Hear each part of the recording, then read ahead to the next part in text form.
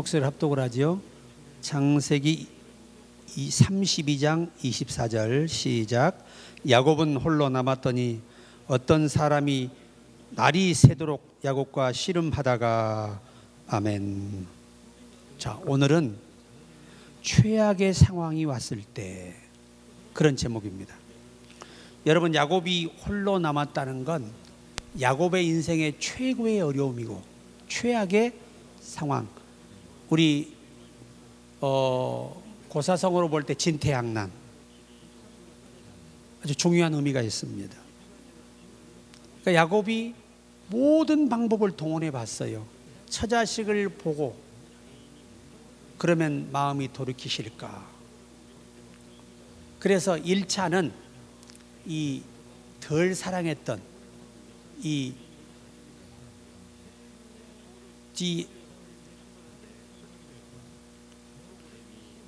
야곱의 첫 부인 레아와 라헬, 이 두 부인은 나중에 보내고 먼저 그 후처들과 자식들을 보내요. 일부 양들하고. 그래서 그들을 치면 내 본부인들하고 살려 도망가겠다, 이런 전략을 세운 거예요. 그런데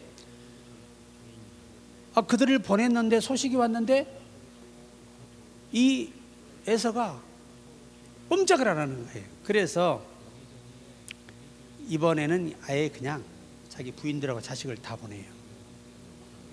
왜냐? 그런 일로 해서 에서의 마음이 돌이킬 기미가 보이지 않았던 거예요. 그때가 바로 야곱의 인생의 최악의 상황. 또 우리가 야곱이가 약속의 장소로 가지 않고 또 다른 지역으로 갔다가 또 어마어마한 딸이 강간을 당하고 아들들이 복수극을 벌려서 진짜 진퇴양난의 상황에 빠지게 됩니다. 야곱의 인생에 가장 큰 고난이 3번이었어요. 맨 처음에는 그 에서의 장자권을 빼앗아 가지고 축복을 받아버리는 바람에 이 에서가 아버지 돌아가실 날이 머지않았으니 아버지를 잘 장례 치르고 난 다음에 내가 내 동생을 죽이리라 계획을 한 겁니다. 하나님이 그 리브가에게 감동을 주시고 지혜를 줘서 이 줄초상나게 생겼잖아요. 그래서 자기 삼촌 나반에게 보내게 됩니다.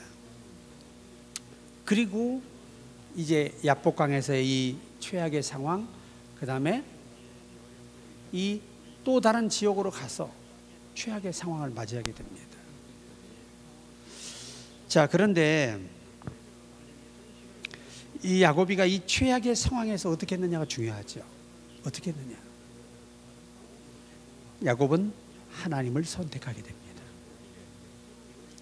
자, 이 정도 상황이라면 하나님이 나를 살리기로 작정하셨으면 살려줄 것이고, 나를 여기서 죽이기로 작정하셨다면 죽게 될 것이라는 이 확실한 판단이 선 거예요. 그래서 자기의 생명을 누구에게 구걸하는 겁니까? 여호와 하나님께 자기를 살려달라고 기도합니다. 그래서 하나님이 그 기도를 들어주시고 에서의 마음을 녹여줘요. 나반도 아주 혈기방장하여 가만두지 않겠다.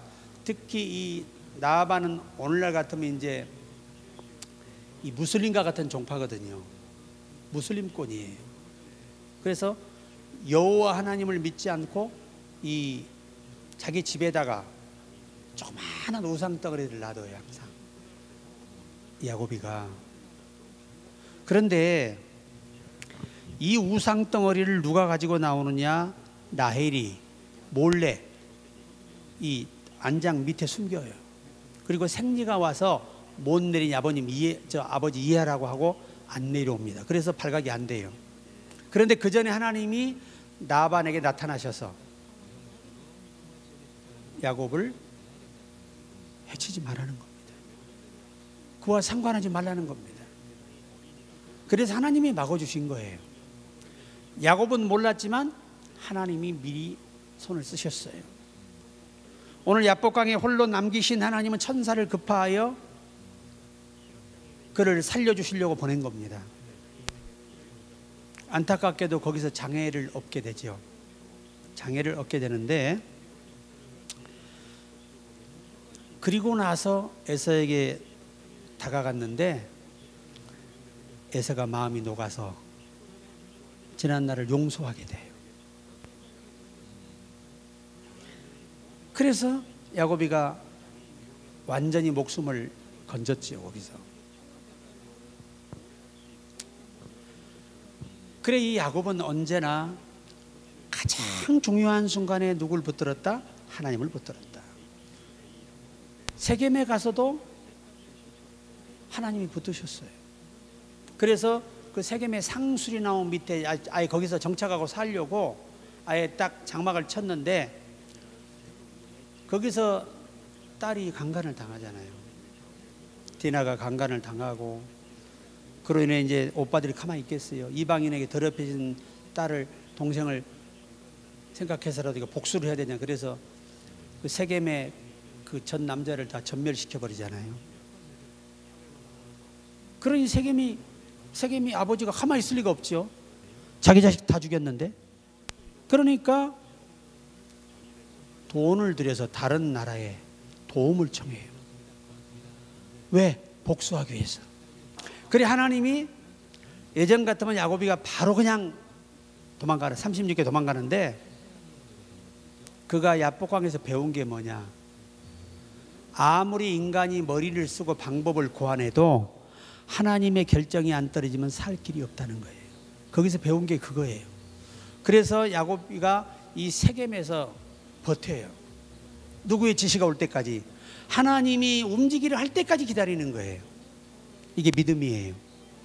그래, 사람이 믿음으로 견디니까, 급하니까 하나님이 급하게 찾아오셔서 야곱아 베델로 올라가라고 명령하시잖아요. 이것이 최악의 상황이 왔을 때 하나님이 대결할 사람들은 언제나 하나님만 의지하고 홀로 남아 기도하는 영적 생활을 하더라는 겁니다. 우리가 그 주인공이 돼야 한다는 것입니다. 우리가 이 베드로와 요한이 이 유대인들에게 붙잡혀서 이제 죽든 아니면 채찍을 맞고 살아나오던 둘 중에 하나입니다. 그래서 사도행전 4장 19절에 그 상황에서 예수 앞으로 전하지 않겠다면 내보내주겠다, 살려주겠다 그러는데, 그가 뭐라고 하냐면 사도행전 4장 19절에 베드로와 요한이 대답하여 이르되 하나님 앞에서 너희 말을 듣는 것이 하나님 말씀을 듣는 것보다 옳은가 판단하라. 그리고 거기서 우리는 너희 말 듣지 않는다, 하나님이 살려보내시면 살려나갈 것이고 죽으면 죽을 거라는 이런 믿음의 표현이에요. 그러니까 우리가 최악의 상황이 왔을 때 진짜 그 사람의 본 모습이 진가를 드러내는 겁니다. 또 우리가 다니엘서 3장 17절에 왕이여 우리가 섬기는 하나님이 계시다면 우리를 맹렬히 타는 풀무불 가운데서 능히 건져내시겠고 왕의 손에서도 건져내시리이다.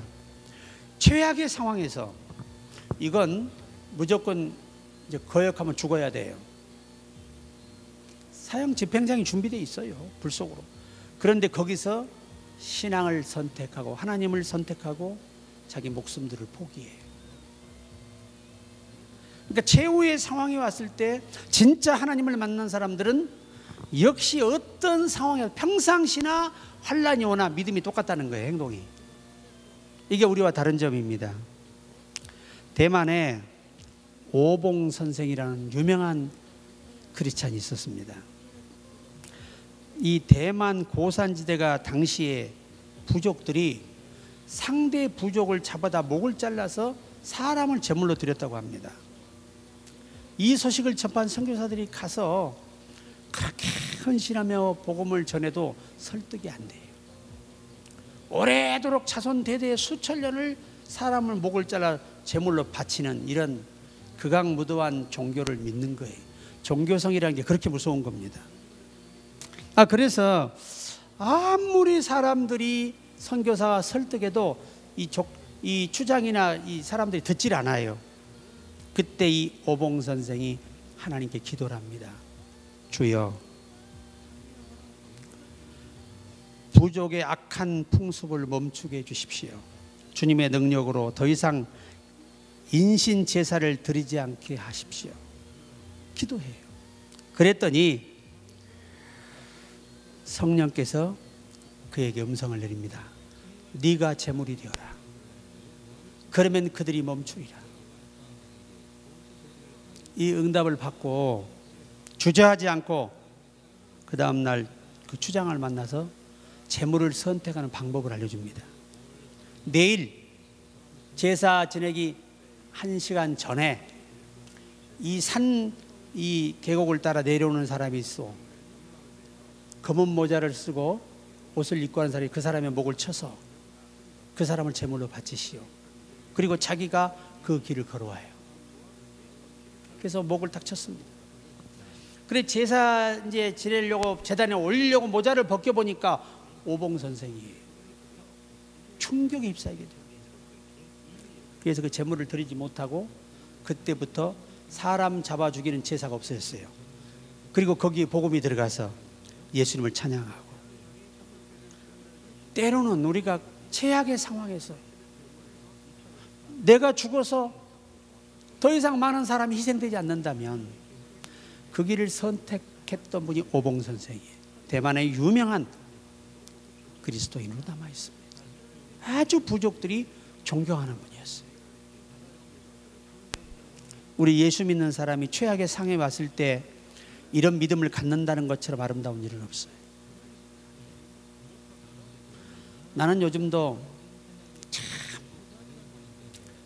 드라빔이라고 하는 게 뭐길래 도대체 이 라반이 그 드라빔 가져가면요 무조건 죽여요. 누굴 가져가서 자기 신을 훔쳐간 사람은요 그 민족은 절대 살려주지 않아요. 자기 자식이라도 죽여요. 그러니 뭐 사이 하나 죽이는 건 일도 아니죠. 그런 상황에서 있을 때 하나님이 택자 야곱을 살리기 위해서 그에게 현명하셨어요. 마리아를 살리기 위해서 최악의 상황에서 요셉에게 나타나셨어요. 여러분, 우리가 알지 못하는 가운데 하나님은요 우리를 돕고 계셔요. 여러분, 홍해가 눈앞에 있어요. 모세가 애굽을 탈출해서 모든 백성이 원성이 말로 할 수 없습니다. 애굽에 매장지가 없어서 우리를 여기 들어와서 물귀신 되게 만드냐 이거예요. 그런데 말발굽 소리가 얼마나 크겠어요. 600병건데 어마어마하지 않습니까? 그냥 타고 달려오는데 이거 말로 할 수 없죠. 그 두려움은. 그런데 그들이 보는 눈앞에 하나님이 불기둥을 세워버려요. 길에다가. 그래 그들이 더 이상 전진해 오지 못하도록 만들고 그렇게 멈춰놓고 이스라엘 백성 무사히 홍해를 갈라서 건너게 하시고 그들이 완전하게 다 건너갈 수 있는 시점이 왔을 때 그 불기둥을 없애요. 그러니까 그들이 그제서야 막 달려와서 보니 벌써 운마사에 물이 다 갈라지고 마차가 갈 수 있거든요. 쫓아가 죽이겠다고 왕의 명이니까 들어가다가 바다 가운데 전멸하게 되는 비극을 보게 됩니다. 그러니까 하나님은요 우리가 알 수 없는 가운데 택자들을 위해서는 언제나 도우시고 보호하신데 최악의 상황이 왔을 때 우리가 믿음을 지키고 선택할 의무가 있다는 걸 기억해야 합니다. 그래 하나님은 이 성경 역사를 보시면 사드락 메삭 아벳느고는 불 속에서 건져주시고 다니엘은 사자굴에서 건져주시고 이스라엘 백성은 홍해를 건너서 자유의 현장으로 광야로 내보내주시고 영화로 여러분 보시면 숫자가 몇 명 안 되잖아요. 그러니까 많은 분들이 추측을 하거든요. 그런데 실제 200만, 300만이 집결을 하잖아요.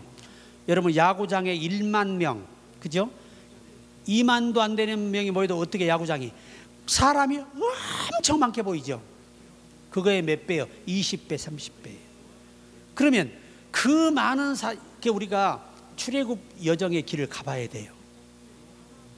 가봐야 당시 전승에 보면은 전해 오는 어떤 전설에 의하면 그 사문서에 발견된 사건이 뭐냐면 그들이 걸어올 수 있는 강야에 200~300만이 걸어오는데 그들이 걸어올 수 있는 통로가 하나님께로 준비됐다는 거예요. 이야, 200만 300만이 먹는 물을 쏟아내려면 만나가 내리는 장관을 보시겠습니까? 여러분, 200만 300만이 먹는 메뚜기가 내려왔으니 상상이 가십니까? 나는 지금도 상상이 안 가요. 너무 엄청나서. 여러분, 한 집에서 한 마리씩만 잡아도 몇만 마리가 날아와야 돼요. 200만 마리 300만 마리가 날아와야 돼요. 그런데 또 매출이 요만하잖아요. 그럼 이거 하나 먹고 만약 가족이 몇인데, 그러면 추정으로 1000만 마리가 날아왔다는 얘기인데, 학자들의 얘기예요. 그럼 많아요, 적어요? 사람을 다 덮어버리고 남는 거예요. 천문학적인 숫자인 거예요. 그 물도 우리가 막 뭐 수돗물 생각하면 안 된다니까요. 강을 이루는 물이 쫙 내려와야 먹을 수 있는 거예요. 옷도 빨고. 참 우리가 이 하나님의 놀라운 능력은 상상할 수가 없는데, 최악의 상황에서 믿음 잃지 않는 사람만이 그것을 내 것으로 누릴 수 있다는 거예요. 이 참 중요하거든요. 여러분, 믿음을 가지시라는 겁니다.